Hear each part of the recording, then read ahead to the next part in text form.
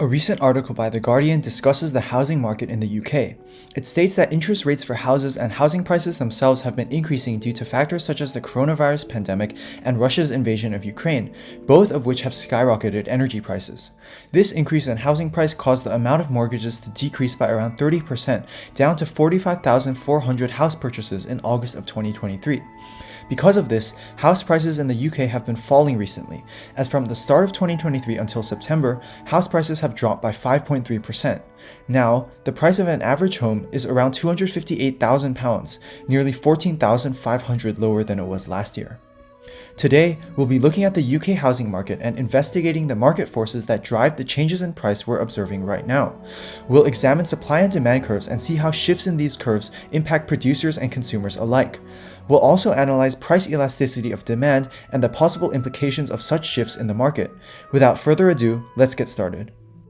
The market in question is the UK housing market. Shown here is a market graph of the UK housing market before any shifts occurred. The quantity is in terms of house purchases and the price in British pounds. The supply and demand curves intersect at the equilibrium point, producing an equilibrium quantity of around 65,000 at Q1 and an equilibrium price of around 272,000 at P1. But what does this mean in real-world context? Well, this was the market before any external forces occurred, such as the coronavirus pandemic and the Russo-Ukrainian war. This market was at equilibrium with the equilibrium price and quantity we observe. However, due to factors induced by the aforementioned external forces, such as energy prices increasing, the demand for housing decreased recently. This can be attributed to energy being a complement to housing, and we can see the effects on this market graph. Here, we see the shift of the demand curve from D1 to D2. There's no change in the supply of housing, so the supply curve doesn't shift and remains the same. Notice how both the equilibrium price and quantity change as the market attempts to re-establish equilibrium. As the demand curve shifts left, both equilibrium price and quantity decrease, which is consistent with the information provided in the article. According to the article, the new equilibrium quantity, Q2, is 45,400 house purchases, while the new equilibrium price, P2, is around £258,000.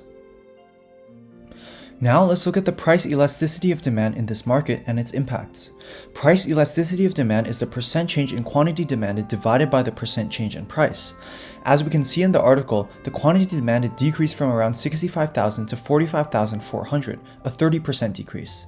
The amount of price increase isn't stated in the article, but another article from The Guardian estimates that house prices in the UK rose by an average of 11.7%. With this information, we can calculate price elasticity of demand to be 2.56. This information is extremely valuable in helping us draw conclusions about the market. First of all, the decrease in quantity demanded following the increase in price can largely be attributed to the income effect, which states that if a product becomes more expensive, consumers will need to spend more of their income to purchase said product, and this will in turn decrease demand.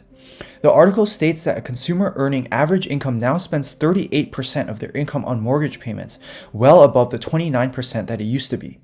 This would obviously decrease demand as consumers are less willing to spend a larger chunk of their income on housing.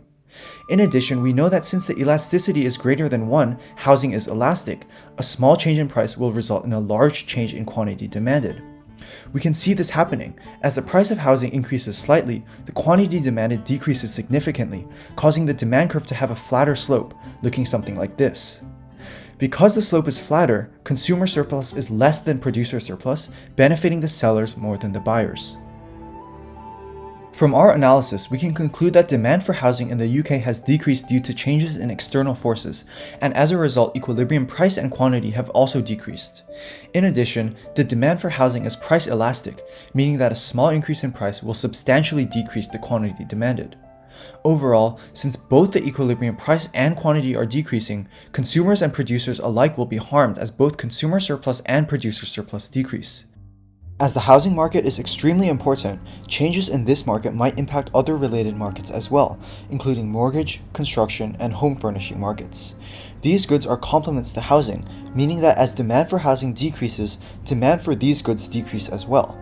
This could have major ripple effects throughout the economy as multiple markets decrease in equilibrium price and quantity. If prices start to fall due to a decrease in demand, the government may choose to implement a price floor, setting a minimum price that houses must be sold for. While this does protect sellers, it's not recommended as it would result in a surplus of housing while also promoting inefficiencies such as wasted resources and black market activity. In addition, since the demand is price elastic, an increase in price will reduce total revenue as the quantity effect outweighs the price effect. Therefore, although both equilibrium price and quantity are decreasing, it would not be wise to implement price controls on the UK housing market.